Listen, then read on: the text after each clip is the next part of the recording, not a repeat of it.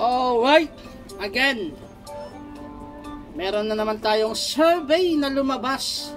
According sa SWS survey, 58% ang nagsasabi na ang Pilipino ay mahirap since 2008. Ang taas guys ng poverty na rate. Ngayon, June 2024, 58%. Nakita ko sa balita ng Philippine Star. Basahin natin ang sabi ng Philippine Star. A new SWS survey finds that 58% Filipino families identify themselves as poor as June. This is the 12% increase from May, where 46% of Filipino saw themselves as poor. Okay, nung May, maging patas tayo, talaga nung May, okay naman, kasi pag tag-ulan talaga, ito yung lagi kong binablog about sa bigas pag naalala niya, pag tag-ulan, mahirap ang bigas, mahal ang presyo, ganun, di ba? Kasi nga tag-ulan, June, July, August, yan po yung mahirap na part. So nung May, 46% yung lumabas na survey. Ngayon, June ay nasa 58%. Pero highest po yun, highest na percentage mula nung 2008. Panahon pa ni Gloria, grabe naman, di ba? Grabe. Ano pang ginagawa mo, President? Joke lang, Joke lang.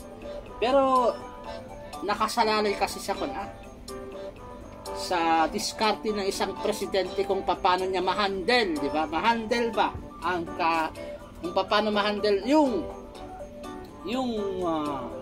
hindi naman na sinasa natin sa presidente yung ating pag-asenso, pero yun nga paano niya ma-manage ang pagiging presidente niya. Nakasalalay ang paano paglago ng ekonomiya ng Pilipinas. Yun po yun, paglago. Diyos ko Lord. Kasi nga, ang nakakatawa kasi nga, ultimo Vietnam, naubusan na tayo ng Vietnam pagdating sa GDP. Dati, tinatalo natin ang Vietnam. Ngayon, wala na. Umabanti na sila, tayo yung naiwan. Diba? So, going back sa ating sinasabi na survey, kahirapan. Kung naalala nyo si Gadon, sabi niya noon, imaginary lang po yung kahirapan daw sa Pilipinas. Guni-guni. Sabi niya, guni-guni. Ito, na-report ng ABS-CBN. Gadon say poverty in the Philippines is only imaginary or haka-haka. Ayan o. Ngayon ka magsalita, Gadon. Nakakahiya. Kasi nga, since 2008 ay highest rate, 2008, panahon ni Gloria. Ngayon panahon ni amo mo si BBM. Haka-haka ba ang kahirapan? No, mahirap talaga ngayon kasi mahal ang bilihin. Diba? Magpasa tayo ng mga Marites comment ng mga Marites. Okay, habang ako'y nagtatrabaho pala, sige, magtrabaho muna ako. Magtrabaho muna tayo guys. Dito kay Philippine Star, basahin natin yung sinasabi nila dito. Mga comment sa Philippine Star. We deserve what we choose. Ayan.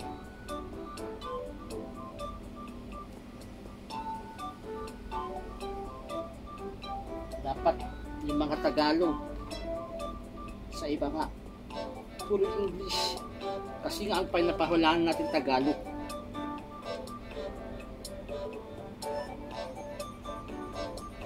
Ayan.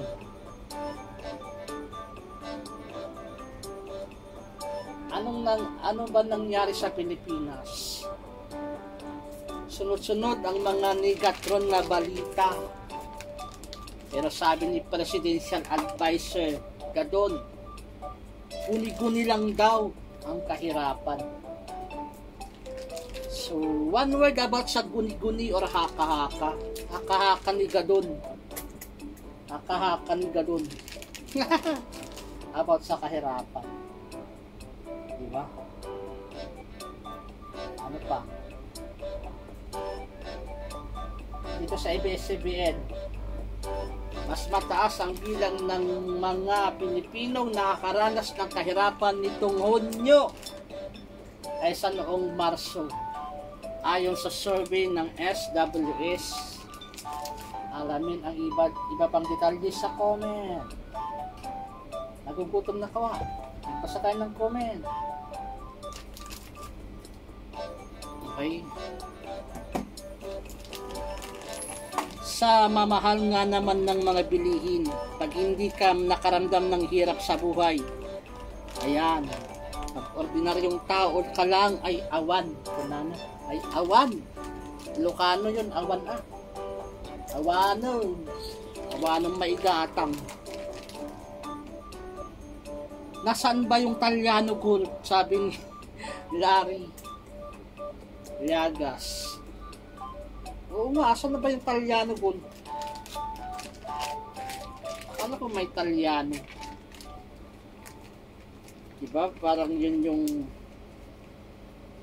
sabi ng mga panatikong Marcos loyalist, yung mga Talyanistan. Sabi nila, meron pinirmahan si Ferdinand Senior Marcos noon.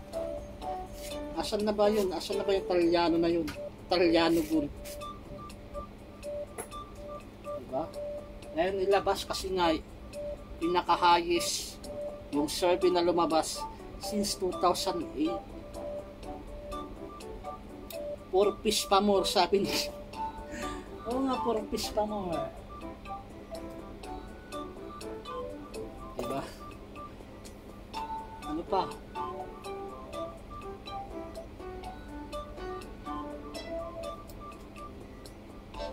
Wait lang ah. Nagpan muna tayo, Mark.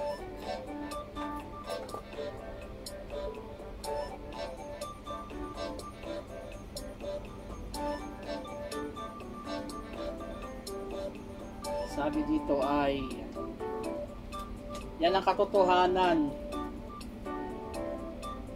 na hindi alintana ng mga gobernong walang pakialam. Sabi ni Skygo, walang pakialam daw ang mga gobyerno. Kung isipin mo ang kahirapan, mamumulo bikas lang sa kakaisip. Ano naman? Siwan. Tapos may budget para sa SONA, 20 billion. 10 katao lang, 2,000 katao. 20 million sa pagkain lang yun, Naku po. Ang isa, tumataginting na 10,000 ang isa. Tama ba? 2 million, 20 million divide by 2,000. Oh, tama, parang 10,000 per person. Sosyal. Samantalang madaming mahirap. Diba? Next try topic ko nga yung 10 million na yan, 20 million na yan. Dito muna tayo mag-concentrate sa guni-guni ni Gadon. Sabi ni Gadon na panahaka-haka lang daw yung kahirapan sa Pilipinas. Kailan niya to sinabi? Nung May 17. Nagkatotoo nga. Diba? Ano pa? Magbasa tayo.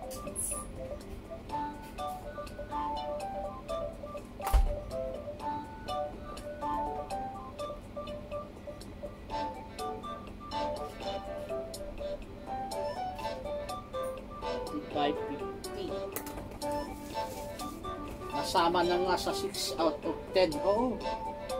6 out of 10 na Pilipino. As expected, anti-pro kasi ang pinili ng Pangulo.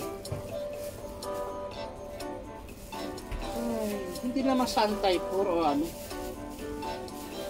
Kulang sa diskarte yata. Sana makabawi siya, sabi ko nga lagi kong sinasabi. Sana makabawi siya kasi may 4 pang taon bago mag-last yung kanyang termino. Okay?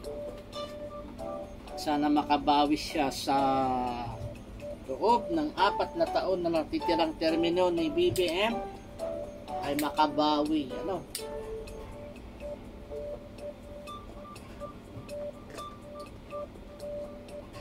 Okay, ano pa? Wait lang, may bibilangin ko to. Baka naman ako ay magkamali. 590. 590. Maglista-lista muna ako. Wait lang, nasa listahan natin dyan. Tapos ay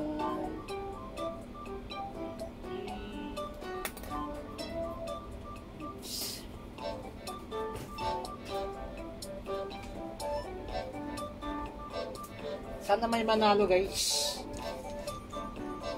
Tingin ni President, Presidential Advisor Gadon, Advisor on Poverty Alleviation Larry Gadon, haka-haka lang daw ang ilang sa kahirapan sa Pilipinas. Report yan ng ABS-CBN. Kawawang Pilipinas nagkaroon ng tulad niya, hinahawakan ng ahensya ng bansa.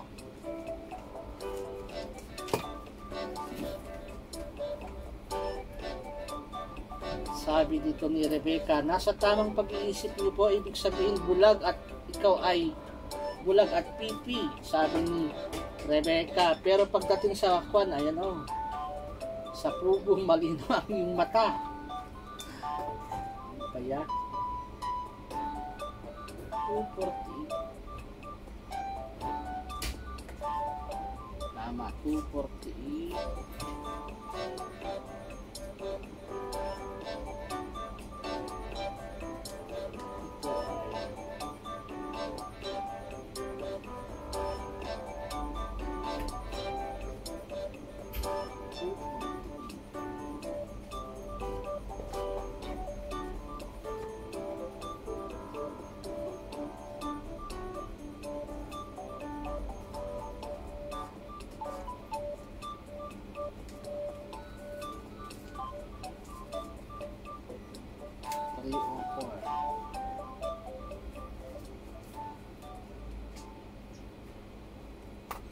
Okay.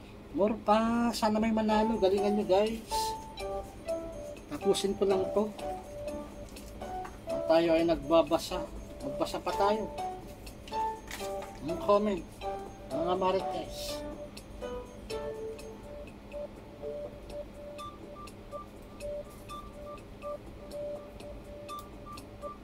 Maraming hindi nakakakain ng 3 times a day dahil sa hirap. Haka-haka ba yun?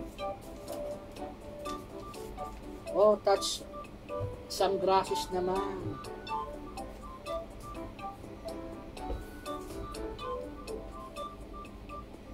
Ano pa, magpasa tayo dito.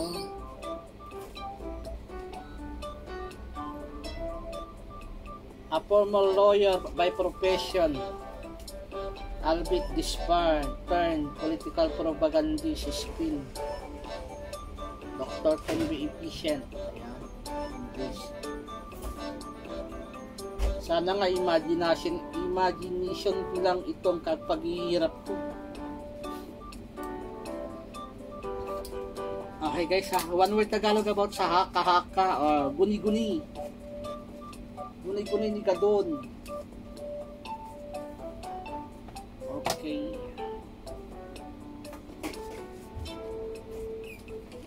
Guni-guni. Malaki talaga ang tama ng abogagong ito, sabi ni Agosto Pascual. Binabasa ko lang yung mga comment. nakapagtataka na pasama sa bar tulad niya. Ayan. Nasaan yung isa? 864.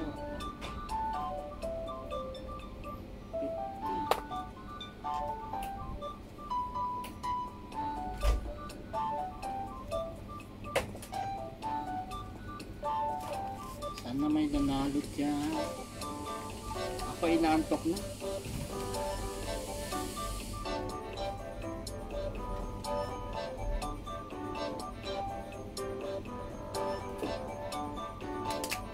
Oh my.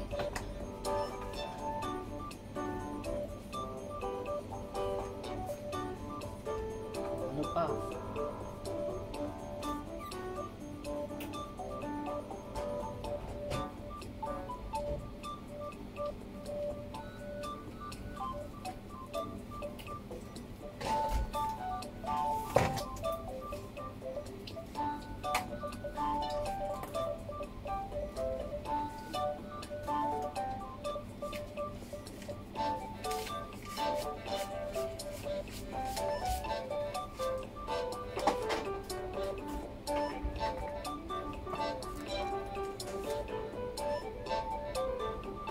Tayo sa latest na post ng ABS-CBN.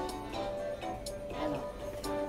Nearly 6 and 10 Filipino families file for SWS.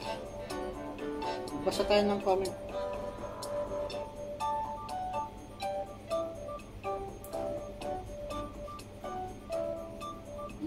Sabi niya, huwag kayo mag-alala, may mga plano tayo dyan nakalipas na 2 taon. Ayan.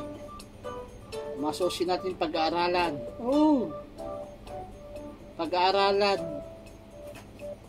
yung mga plano natin, pero ngayon magbibigay muna tayo ng ayuda at saka libreng concert bagong Pilipinas. Ano na pang iba? Magpanangatan iba pang mga nag-post sa Philippine Star. Ngayon sa front page, 16 Filipinos consider themselves as poor, highest since 2008. Sa front page, ayan, front page.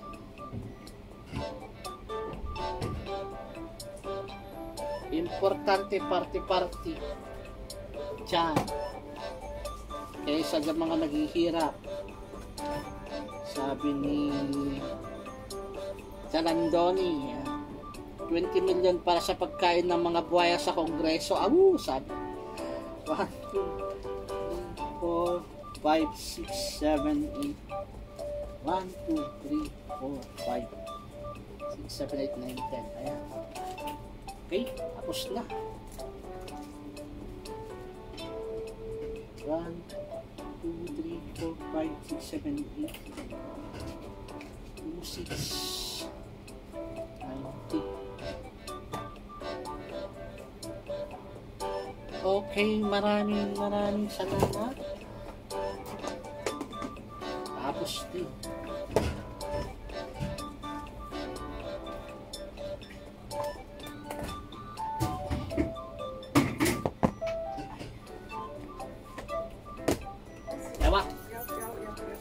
Yawa na daw. Nandun na yung aking amo.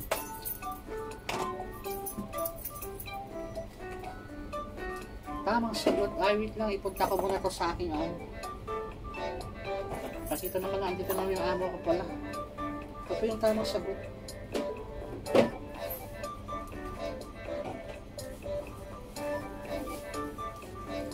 Ito po yung tamang sagot kasi ay andyan na pala yung aking amo.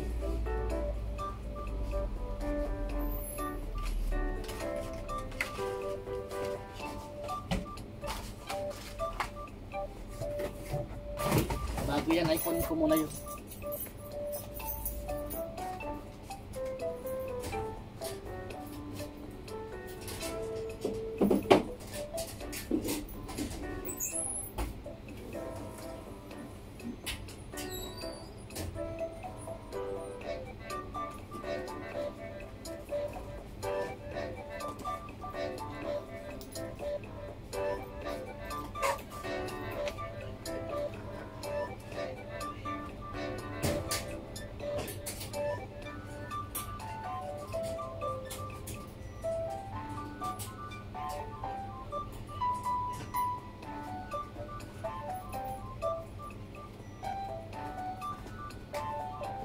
Ayan ko na guys. Maraming salamat. Ang tamang sagot ay stop na.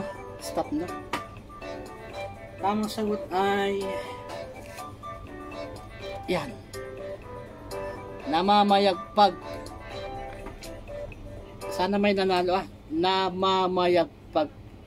Namamayagpag ang kahirapan ngayon 2024. Sabi sa survey ng SWS survey, since 2008 ay mataas yung porsyento ng kahirapan ngayon. June 2024 ano? June 2024, ayan. Mula nung kay former President Gloria Arroyo, ayan, 2008 yung pinakamataas na porsyento. Ngayong June 2024. Namamayagpag guys. About sa sinasabi ni Gadon na guni-guni or haka-haka. No? Yan yung katotohanan. Ano? Hindi yan guni-guni or haka-haka. Yan ay totoo. Ayon sa survey ng SWS. Namamayagpag. Maraming salamat. Thank you. Thank you very much. Bigay ko na itong pera na sa puso ko. Andyan na yung amo ko. Maraming salamat. Bye-bye.